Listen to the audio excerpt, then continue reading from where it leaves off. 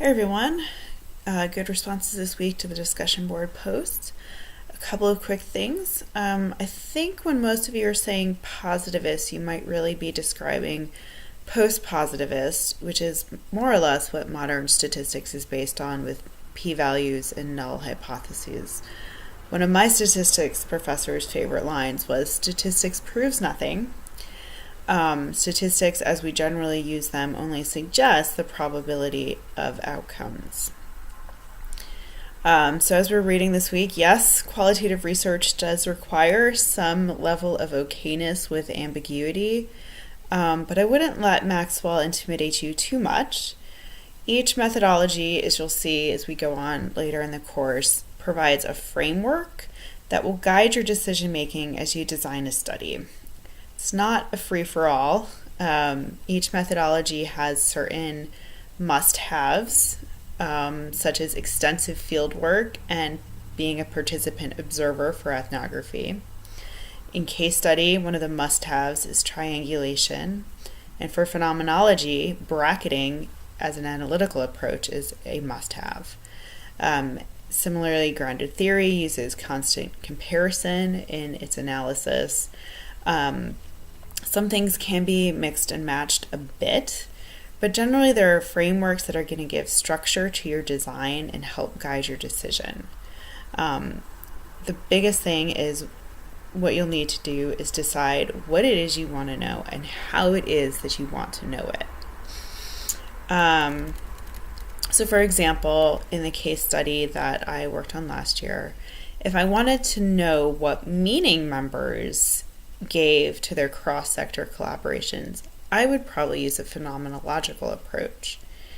But usually, in my research, I want to know how they work, that is, how do the collective impact efforts themselves, the groups, operate, and what people sort of do within them. And so I usually look towards case study. If I wanted to know more about the culture where these efforts operate, I might immerse myself in those communities as a participant observer. That's something that I struggled with last year. The size of my grant really wasn't going to allow me to pick up and move 2 hours away from the university. But I think if I had done so, it would have given me a much different understanding about some of the cultural norms and assumptions that I kind of keep coming back to in my interviews, particularly about how poverty is understood within the community, and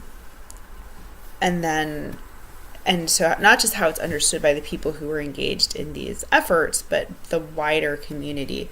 And I think that would have given me some greater insight into what the collective impact effort was doing. And I would have done things like attended school board meetings, maybe volunteered at school programs, attended more of the actual collective impact meetings themselves.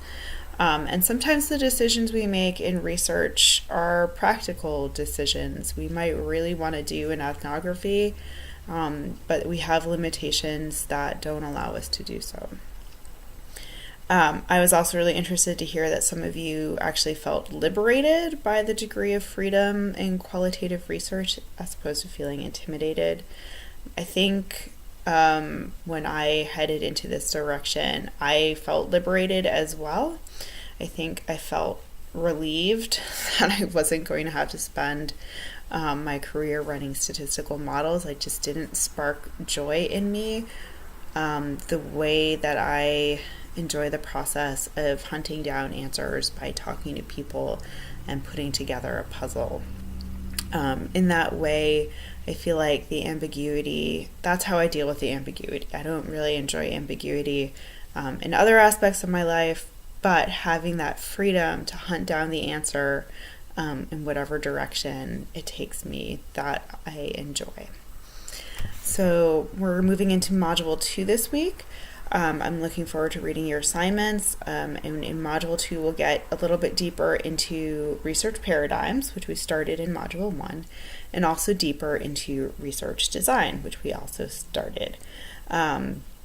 So make sure you look at the resources, and I've also added a glossary as well for the readings. looking forward to this week's discussions coming up.